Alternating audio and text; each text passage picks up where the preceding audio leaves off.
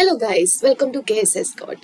നമുക്ക് ഈസി ആയിട്ട് 2 മാർക്ക് നേടാൻ പറ്റുന്ന ഒരു ടോപ്പിക്കാണ് ദ ഇൻഫർമേഷൻ ടെക്നോളജി ആക്ട്. ഏത് പരീക്ഷയ്ക്കും നമ്മളുടെ 10th ലെവൽ, 12th ലെവൽ, പ്രത്യേകിച്ച് 12th ലെവലിലുള്ള ഫോഴ്സ് പരീക്ഷകളുടെ സ്പെഷ്യൽ ടോപ്പിക്കിൽ വരുന്ന വളരെ പ്രധാനപ്പെട്ട ഒരു ഏരിയ ആണ് IT ആക്ടിൽ സ്പെസിഫൈ ചെയ്ത് കൊടുത്തിരിക്കുന്ന കുറച്ച് പോയിന്റ്സ് എന്ന് പറയുന്നത്. സോ നമ്മൾ ഈ 2 മാർക്കിനുള്ള കാര്യങ്ങൾ വെറും കുറച്ച് സമയം കൊണ്ട് പഠിക്കാനായിട്ട് പോവുകയാണ്.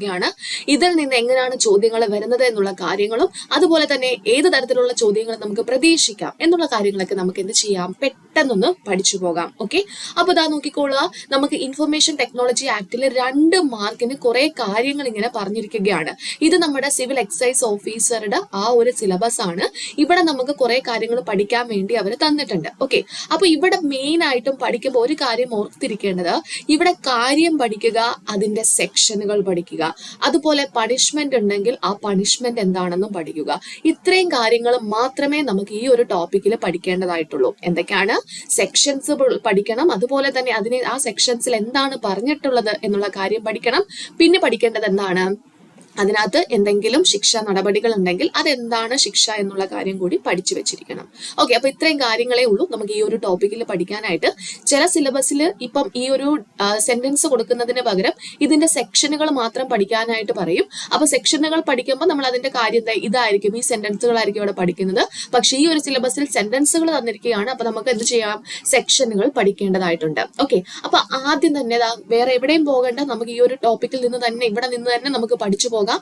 ആദ്യത്തെ കാര്യം എന്താ പറയുന്നത്, penalty and compensation for damage to computer or computer system എന്നാ ചോദിച്ചിട്ടുള്ളത്. അപ്പൊ നിങ്ങളോട് ചോദിക്കുകയാണ്, കമ്പ്യൂട്ടറിനോ കമ്പ്യൂട്ടർ സിസ്റ്റത്തിനോ സംഭവിച്ച കേടുപാടുകൾക്കുള്ള പിഴയും നഷ്ടപരിഹാരത്തെയും പറ്റി പ്രതിപാദിക്കുന്ന IT നിയമത്തിലെ വകുപ്പ് ഏതാണ് എന്ന് ചോദിക്കുന്നു. ഏതാണ്? നമ്മൾ ആൻസർ പറയും 43ാമത്തെ വകുപ്പാണ്. പഠിച്ചല്ലോ, എന്താണ് പറയുന്നത്, കമ്പ്യൂട്ടറിനോ കമ്പ്യൂട്ടർ സിസ്റ്റത്തിനോ സംഭവിച്ച കേടുപാടുകൾക്കുള്ള പിഴയും നഷ്ടപരിഹാരവും. വൈറസ് അറ്റാക്ക്, ഒരു കാര്യം കൂടി ഇതിനകത്ത് ഓർത്ത് വെച്ചിരിക്കുക. വൈറസ് അറ്റാക്ക് ഉണ്ടല്ലോ, വൈറസ് അറ്റാക്ക് ഒരു കമ്പ്യൂട്ടറിലേക്ക് കൊടുക്കുമ്പോൾ കമ്പ്യൂട്ടറിന് എന്തുണ്ടാകും, കമ്പ്യൂട്ടറിന് കേടുപാടുകൾ സംഭവിക്കും. സോ വൈറസ് അറ്റാക്കും ഏതിനകത്താണ് വരുന്നത്, ഈ 43ാമത്തെ വകുപ്പിലാണ് വരുന്നതെന്ന് ഓർത്ത് വെച്ചിരിക്കുക. ഇത്രയും കാര്യങ്ങൾ മാത്രമേ ഈ ഒരു പോയിന്റിൽ പഠിക്കാനായിട്ടുള്ളൂ. അപ്പോൾ ഇതിന് നമുക്ക് ശിക്ഷാ നടപടികൾ അങ്ങനെ പ്രത്യേകിച്ചില്ല. ഇതിന് ഏത് തരത്തിലുള്ള നാശനഷ്ടമാണോ ഉണ്ടാകുന്നത്, അല്ലെങ്കിൽ ഏത് തരത്തിലുള്ള കേടുപാടുകളാണോ ഉണ്ടാകുന്നത്, അതനുസരിച്ചുള്ള നഷ്ടപരിഹാരം അവർക്ക് കൊടുക്കണമെന്നാണ് ഈ നിയമത്തിൽ അല്ലെങ്കിൽ ഈ ഒരു സെക്ഷനിൽ പ്രതിപാദിച്ചിട്ടുള്ളത്. മനസ്സിലായല്ലോ? അപ്പൊ ആദ്യത്തെ സെക്ഷൻ പഠിച്ചു. ഒന്ന് പറഞ്ഞേ, കമ്പ്യൂട്ടറിനോ കമ്പ്യൂട്ടർ സിസ്റ്റത്തിനോ സംഭവിച്ച കേടുപാടുകൾക്കുള്ള പിഴയും നഷ്ടപരിഹാരത്തെയും പറ്റി പറയുന്ന സെക്ഷൻ ആണ് ഇത്, സെക്ഷൻ 43. വൈറസ് അറ്റാക്ക് ഈ ഒരു കേസിൽ സെക്ഷൻ 43ൽ വരുന്ന ഒരു കേസാണെന്ന് ഓർത്തു വെച്ചിരിക്കുക. അത് കഴിഞ്ഞു. ഇനി രണ്ടാമത്തേത് എന്താ പറയുന്നത്, compensation for failure to protect data. എന്താണ്? ഡേറ്റ സംരക്ഷിക്കുന്നതിൽ പരാജയപ്പെടുന്നതിനുള്ള നഷ്ടപരിഹാരത്തെ കുറിച്ചിട്ടാണ്, കോമ്പൻസേഷനെ കുറിച്ചിട്ടാണ് പറയുന്നത്. അതിനെ പറയുന്ന സെക്ഷൻ ഏതാണ് ചോദിച്ചാൽ 43ന്റെ കൂടെ ഒരു A എന്നും കൂടെ അങ്ങ് ഇട്ട് കൊടുക്കുക. അതായത് ഇപ്പൊ ഏതെങ്കിലും ഒരു സ്ഥാപനം എന്ത് ചെയ്യുന്നു, ഏതെങ്കിലും ഒരു വ്യക്തിയുടെ സെൻസിറ്റീവ് ആയിട്ടുള്ള വിവരങ്ങൾ സൂക്ഷിച്ചു വെക്കുന്നതിൽ പരാജയപ്പെട്ടു പോകുന്നു. ഇപ്പൊ ഫോർ എക്സാമ്പിൾ ബാങ്കോ അതുപോലെ തന്നെ വേറെ ഏതെങ്കിലും നമ്മളെ അക്കൗണ്ടുമായിട്ട് ബന്ധപ്പെട്ട് നമ്മൾ ഏതെങ്കിലും നമ്മളെ അക്കൗണ്ടിന്റെ ഡീറ്റെയിൽസും ഒക്കെ എന്ത് ചെയ്തിരിക്കുന്നു, ഏതെങ്കിലും ഒരു സ്ഥാപനത്തിന് കൊടുത്തു, പക്ഷെ അവിടെ നിന്നും ലീക്കായി പോകുന്നു. അതെന്ത് ചെയ്യാൻ പറ്റില്ല, ആ ഒരു സ്ഥാപനത്തിന് ആ ഡേറ്റയെ പ്രൊട്ടക്ട് ചെയ്യാനായിട്ട് സാധിച്ചില്ല. സോ അവര് നമുക്ക് എന്ത് ചെയ്യണം, നമുക്ക് നഷ്ടപരിഹാരം നമുക്ക് തരേണ്ടതായിട്ടുണ്ട്. അതിനെക്കുറിച്ച് പ്രതിപാദിക്കുന്ന സെക്ഷൻ ഏതെന്ന് ചോദിച്ചാൽ 43A ആണ്. അപ്പൊ 2 പഠിച്ചു കഴിഞ്ഞു. ഓക്കെ, 43ഉം 43Aയും പഠിച്ചു കഴിഞ്ഞു. അവിടെ പ്രത്യേകിച്ച് നമുക്ക് ശിക്ഷകളെ പറ്റി പഠിക്കാനില്ല. മെയിൻ ആയിട്ടും സെക്ഷനുകൾ പഠിക്കുക, അതിനകത്ത് എന്താണ് പറയുന്നതെന്നും പഠിക്കുക. ഓക്കെ, 2 കാര്യങ്ങൾ കഴിഞ്ഞു. ഇനി അടുത്തതാണ് എന്ത്, tampering with computer source document എന്ന് പറയുന്നത്. എന്താണ് കമ്പ്യൂട്ടർ സോഴ്സ് ഡോക്യുമെന്റിന് ടാമ്പറിംഗ് നടത്തുക? അതായത് കമ്പ്യൂട്ടറിന്റെ സോഴ്സ് കോഡിൽ എന്ത് ചെയ്യുക, നാശം വരുത്തുക. അതായത് ഇപ്പം എന്തെങ്കിലും കമ്പ്യൂട്ടറിലെ യഥാർത്ഥത്തിലുള്ള ഡേറ്റയെ നമ്മൾ നശിപ്പിച്ചുകൊണ്ട് തെറ്റായിട്ടുള്ള എന്തെങ്കിലും ഡേറ്റാസ് അതിനകത്ത് ആഡ് ചെയ്യുകയോ യഥാർത്ഥ ഡേറ്റയെ മറച്ചു വെച്ചുകൊണ്ട് തെറ്റായിട്ടുള്ള ഡേറ്റയെ പ്രദർശിപ്പിക്കുകയോ ഒക്കെ ചെയ്യുന്നതിനെയാണ് നമ്മൾ എന്ത് ചെയ്യുന്നു പറയുന്നത്, സോഴ്സ് കോഡിൽ ടാമ്പറിംഗ് നടത്തുന്നു എന്ന് പറയുന്നത്. അപ്പൊ ഇതിനെ പറ്റി പ്രതിപാദിക്കുന്ന IT നിയമത്തിലെ സെക്ഷനാണ് സെക്ഷൻ 65. 65 കണ്ടു കഴിഞ്ഞാൽ അവിടെ ഓർത്ത് വെച്ചിരിക്കേണ്ട പോയിന്റ് ആണ് ടാമ്പറിംഗ്. ഒന്നുകൂടെ പറയുന്നു, ടാമ്പറിംഗിനെ പറ്റി പറയുന്ന സെക്ഷൻ ഏതാണ്? സെക്ഷൻ 65 ആണ്. ഓക്കെ അല്ലേ? അതും പഠിച്ചു കഴിഞ്ഞു. പക്ഷെ ഇവിടെ നമുക്ക് എന്ത് പഠിക്കണം? ഇനി അങ്ങോട്ട് നമുക്ക് ശിക്ഷയെ പറ്റിയിട്ട് കൂടി പഠിച്ച് പോകേണ്ടതായിട്ടുണ്ട്. ശ്രദ്ധിച്ചു കേട്ടോളാം. ഒരു വ്യക്തി ഒരു കമ്പ്യൂട്ടർ ഉപയോഗിച്ചുകൊണ്ട് തന്നെ സോഴ്സ് ഡോക്യുമെന്റിൽ എന്തെങ്കിലും ടാമ്പറിംഗ് നടത്തുകയാണെങ്കിൽ, ഓക്കെ, നാശം വരുത്തുകയാണെങ്കിൽ അവിടെ അയാൾക്ക് ലഭിക്കാൻ പോകുന്ന ശിക്ഷ എന്ന് പറയുന്നത് 3 വർഷം തടവും, 3 ഇയർ തടവും, മാക്സിമം 3 വർഷം തടവും, 2 ലക്ഷം രൂപ പിഴയോ അല്ലെങ്കിൽ ഇവ രണ്ടും കൂടിയോ എന്ത് ചെയ്യാം? ഈ ബോത്താണ് കേട്ടോ. അപ്പൊ ഇത് രണ്ടും കൂടിയോ ആ വ്യക്തിക്ക് ലഭിക്കാവുന്നതാണ്. അപ്പൊ അതത്രയൊന്ന് പഠിച്ചേ. 65ാമത്തെ സെക്ഷനിലാണ് ടാമ്പറിങ്ങിനെ കുറിച്ച് പറയുന്നത്. ടാമ്പറിംഗ് എന്ന് പറഞ്ഞാൽ എന്താണ്? ഒരു കമ്പ്യൂട്ടറിലുള്ള യഥാർത്ഥ വിവരങ്ങൾ മറച്ചു വെച്ചുകൊണ്ട് അല്ലെങ്കിൽ അതിനെ നശിപ്പിച്ചുകൊണ്ട് അല്ലെങ്കിൽ അതിനെ ഡിലീറ്റ് ചെയ്തുകൊണ്ട് തെറ്റായ വിവരങ്ങൾ ഉൾപ്പെടുത്തുന്നതിനെയാണ് ടാമ്പറിംഗ് എന്ന് പറയുന്നത്. ടാമ്പറിംഗിനെ പറ്റി പ്രതിപാദിക്കുന്ന സെക്ഷനാണ് സെക്ഷൻ 65. അങ്ങനെ ചെയ്താലുള്ള ശിക്ഷയാണ് 3 വർഷം വരെ തടവും 2 ലക്ഷം രൂപ പിഴയോ അല്ലെങ്കിൽ ഇവ രണ്ടും കൂടിയോ ലഭിക്കാവുന്നതാണ്. അതേ ഉള്ളൂ ആ ഒരു പോയിന്റിൽ പഠിക്കാനായിട്ട്. ഓക്കെ, ഇനി അടുത്തതാണ് കമ്പ്യൂട്ടർ റിലേറ്റഡ് ഒഫൻസുകൾ എന്ന് പറയുന്നത്. ഇത് യഥാർത്ഥത്തില് എന്താണ്? ഹാക്കിംഗ് ആണ്. ഓക്കെ, പണ്ട് അതായത് ഈ IT നിയമം നിലവിൽ വന്ന സമയത്ത് ഈ ഒരു സെക്ഷൻ അറിയപ്പെട്ടിരുന്നത് ഹാക്കിംഗ് എന്നായിരുന്നു. പിന്നീട് 2015 എന്ത് ചെയ്യുന്നത്? ഈ ഹാക്കിംഗ് എന്നുള്ള പേര് മാറ്റിയിട്ട് അതിനെ കമ്പ്യൂട്ടർ റിലേറ്റഡ് ഒഫൻസുകൾ എന്ന പേരിലാക്കി മാറ്റുന്നത്. അപ്പൊ ഹാക്കിങ്ങുമായി ബന്ധപ്പെട്ട വകുപ്പ് ഏതെന്നോ കമ്പ്യൂട്ടർ റിലേറ്റഡ് ഒഫൻസുകളുമായി അല്ലെങ്കിൽ കമ്പ്യൂട്ടറുമായി ബന്ധപ്പെട്ട കുറ്റങ്ങൾ ഏതെന്നോ ചോദിച്ചാൽ നമുക്ക് പറയേണ്ടതാണ് 66. ഓക്കെ, വളരെ പ്രധാനപ്പെട്ട ഒരു സെക്ഷനാണ്, എപ്പോഴും ചോദിക്കുന്ന ഒരു സെക്ഷനാണ്.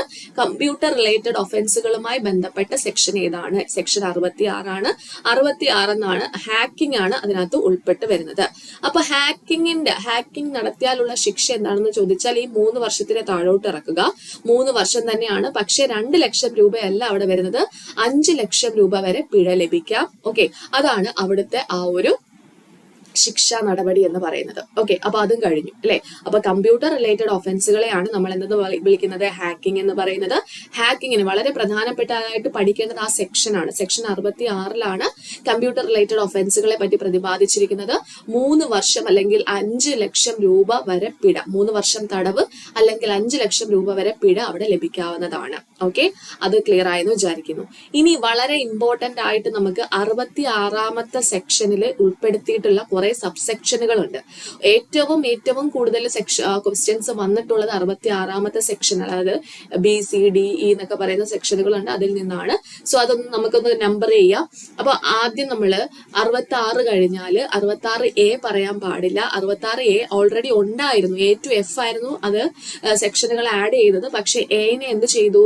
പിന്നീട് 2015 സുപ്രീം കോടതി വിധി പ്രകാരം 66A എന്ന് പറയുന്ന ആ ഒരു സെക്ഷനെ എടുത്ത് കളഞ്ഞിട്ടുണ്ടായിരുന്നു. ഈ ഒരു നിയമത്തിൽ നിന്ന് എടുത്ത് കളഞ്ഞു.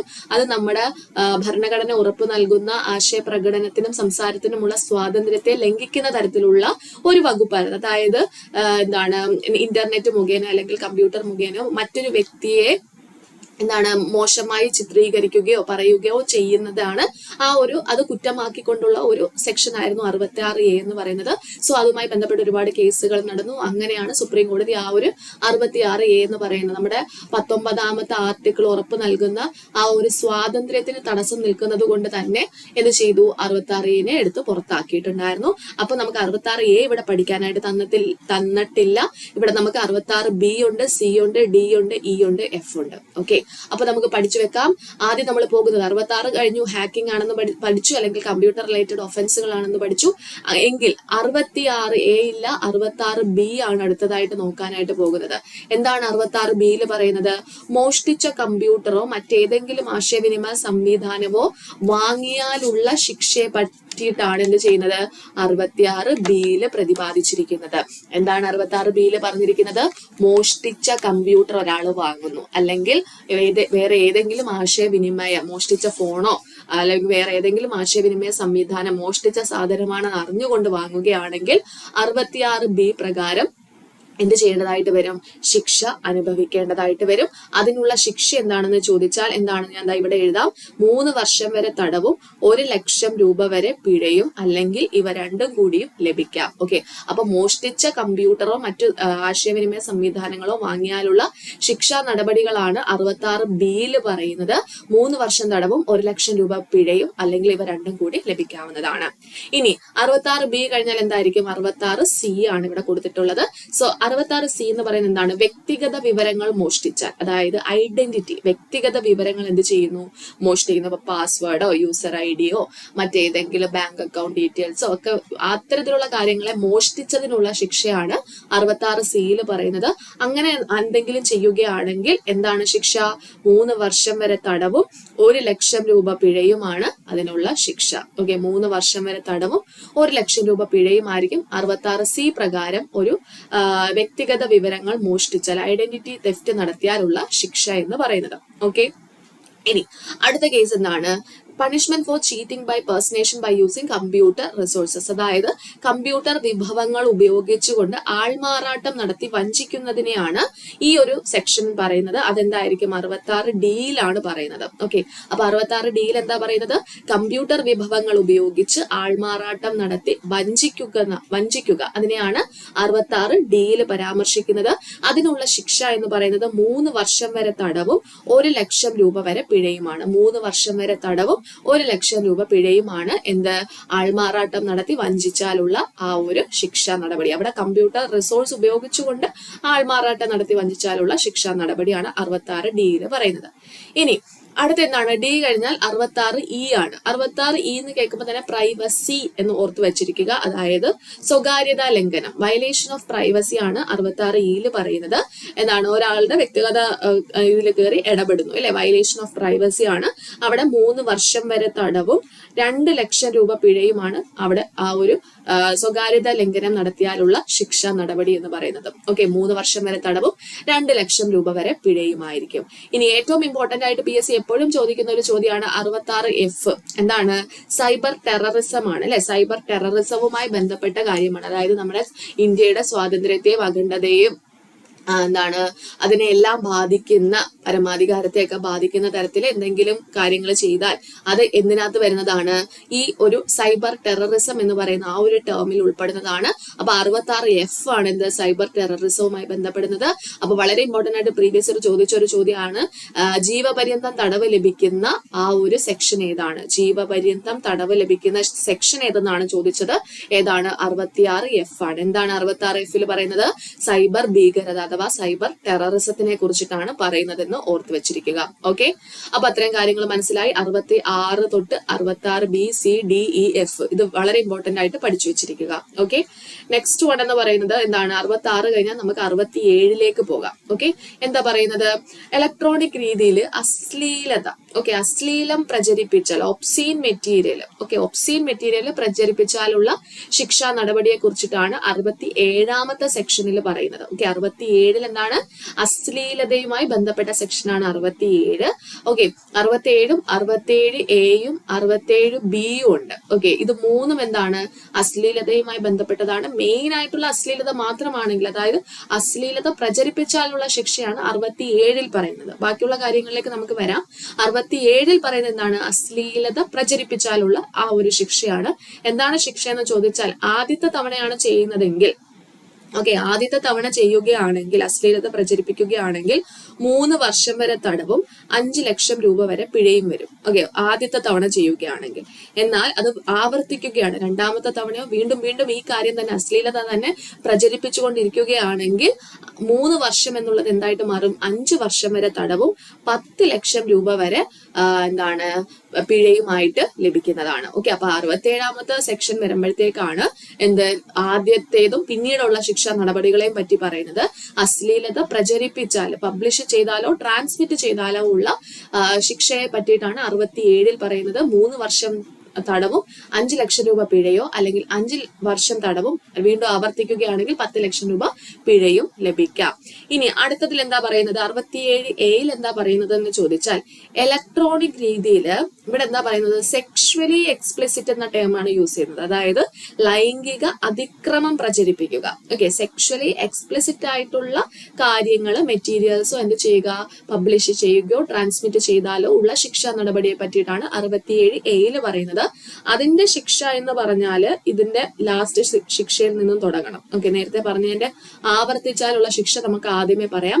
5 വർഷം തടവും 10 ലക്ഷം രൂപ പിഴയും, അല്ലെങ്കിൽ വീണ്ടും ആവർത്തിക്കുകയാണെങ്കിൽ 7 വർഷം തടവും 10 ലക്ഷം രൂപ പിഴയും ആയിരിക്കും എന്താണ് സെക്ഷുവലി എക്സ്പ്ലിസിറ്റ് ആയിട്ടുള്ള കാര്യങ്ങൾ, അതായത് ലൈംഗിക അതിക്രമം പ്രചരിപ്പിച്ചാൽ കിട്ടാൻ പോകുന്ന ശിക്ഷാ നടപടി എന്ന് പറയുന്നത്.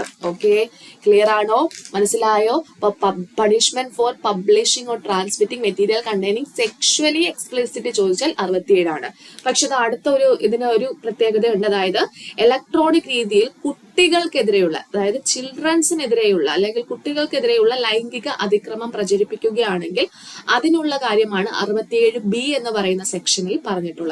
ഓക്കെ, 67B എന്ന് പറയുന്നു 5 വർഷം തടവും 10 ലക്ഷം രൂപ പിഴയും ആദ്യത്തെ തവണ ചെയ്യുകയാണെങ്കിൽ വീണ്ടും ആവർത്തിച്ചാൽ 7 വർഷം തടവും 10 ലക്ഷം രൂപ പിഴയും. ഈ 67Aയുടെയും Bയുടെയും ആ ഒരു എന്താണ് ശിക്ഷ എന്ന് പറയുന്നത് സെയിം ആണെന്ന് ഓർത്തു വെച്ചിരിക്കുക. ഓക്കെ, അപ്പൊ 67A ഉണ്ട്, 67B ഉണ്ട്. ഇത് മൂന്നും അശ്ലീലതയുമായി ബന്ധപ്പെട്ടതാണ്. ഇത് അശ്ലീലത പ്രചരിപ്പിച്ചാല്, ഇത് ലൈംഗിക അതിക്രമം പ്രചരിപ്പിച്ചാല്, ഇത് കുട്ടികൾക്കെതിരെയുള്ള ലൈംഗിക അതിക്രമം അല്ലെങ്കിൽ കുട്ടികൾ ഉൾപ്പെടുന്ന ലൈംഗിക അതിക്രമ രീതിയിൽ പ്രചരിപ്പിച്ചാലുള്ള ശിക്ഷയാണ് 67Bയിൽ പറയുന്നത്. ഇനി അടുത്തത് എന്താ പറയുന്നത്, 72ാമത്തെ സെക്ഷൻ ആണ് ഇതിൽ പറയുന്നത്. ഓക്കെ, 72, അതായത് penalty for breach of confidentiality and privacy. എന്താണ്, രഹസ്യാത്മകതയും സ്വകാര്യതയും ലംഘിച്ചാലുള്ള ആ ഒരു ശിക്ഷയാണ് 72ാമത്തെ സെക്ഷനിൽ പറയുന്നത്. Penalty for breach of confidentiality and privacy ആണ്, രഹസ്യാത്മകതയും സ്വകാര്യതയും ലംഘിച്ചാലുള്ള ശിക്ഷാ നടപടിയാണ്. അതായത് 5 ലക്ഷം രൂപ പിഴയാണ് ഇതിനുള്ള ശിക്ഷ. 5 ലക്ഷം രൂപ. ഓക്കെ, 5 ലക്ഷം രൂപയാണ് ഇതിനുള്ള ശിക്ഷ എന്ന് ഓർത്ത് വെച്ചിരിക്കുക.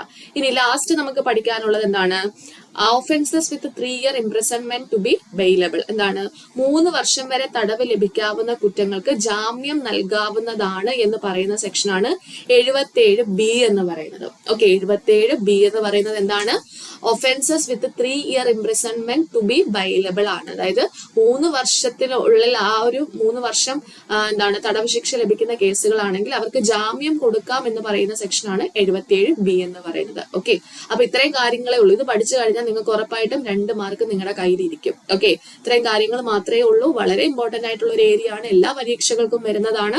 അപ്പൊ ആദ്യം നമ്മൾ പഠിച്ചത് penalty and compensation for damage to computer or computer system, section 43 പഠിച്ചു. അതിനുശേഷം 43A പഠിച്ചു അല്ലെ, ഡേറ്റ പ്രൊട്ടക്ട് ചെയ്യാൻ പറ്റിയില്ലെങ്കിലുള്ള നഷ്ടപരിഹാരം. പിന്നെ 65ലാണ് ടാമ്പറിങ്ങിനെ കുറിച്ച് പഠിച്ചത്. ഹാക്കിംഗ് അഥവാ കമ്പ്യൂട്ടർ റിലേറ്റഡ് ഒഫൻസുകളാണ് 66. 66Bയിൽ എന്താ വരുന്നത്, B കേട്ട് കഴിഞ്ഞാൽ അത് മോഷ്ടിച്ച സാധനം എന്ന് ഓർത്തിരിക്കുക, C കണ്ടാൽ ഐഡന്റിറ്റി എന്ന് ഓർത്ത് വെച്ചിരിക്കുക, D കണ്ടാൽ അത് എന്താണ് ആൾമാറാട്ടം എന്ന് ഓർത്ത് വെച്ചിരിക്കുക, E കണ്ടാൽ അത് പ്രൈവസി എന്ന് ഓർത്ത് വെച്ചിരിക്കുക, F കണ്ടാൽ എന്താണ് അത് ടെററിസം എന്ന് ഓർത്ത് വെച്ചിരിക്കുക. പിന്നെ അശ്ലീലത കണ്ടാൽ 67 ആണ്. എന്താണ് സെക്ഷലി എക്സ്പ്ലിസിറ്റ് ലൈംഗിക അതിക്രമമാണെങ്കിൽ 67A ആണ്. അതുപോലെ കുട്ടികൾ എന്താണ് റിലേറ്റഡ് അല്ലെങ്കിൽ കുട്ടികളെ ഡെപിക്ട് ചെയ്യുന്ന തരത്തിലുള്ളതാണെങ്കിൽ അത് 67B ആണ്. പിന്നെ നമ്മൾ പോയത് 72ലേക്കാണ് അല്ലെ, രഹസ്യാത്മകതയും പ്രൈവസിയും ലംഘിക്കുകയാണെങ്കിലുള്ള ശിക്ഷ 72, 5 ലക്ഷം രൂപയാണ് അവിടെ പിഴയായിട്ട് വരുന്നത്. പിന്നെ 3 വർഷത്തിന് മുകളിൽ അല്ലെങ്കിൽ 3 വർഷം തടവ് ശിക്ഷ ലഭിക്കുന്ന കുറ്റങ്ങൾക്ക് ജാമ്യം നൽകാം എന്ന് പറയുന്ന സെക്ഷനാണ് 77B എന്ന് പറയുന്നത്. ഓക്കെ അല്ലേ, അപ്പൊ ഇത്രയും കാര്യങ്ങളേ ഉള്ളൂ ഈ ഒരു കാര്യത്തിൽ, ഈ ഒരു ടോപ്പിക്കിൽ പഠിക്കാനായിട്ട്. ഓക്കെ, അപ്പൊ നല്ലതുപോലെ പഠിച്ചിട്ട് എക്സാം എഴുതുക. Thank you.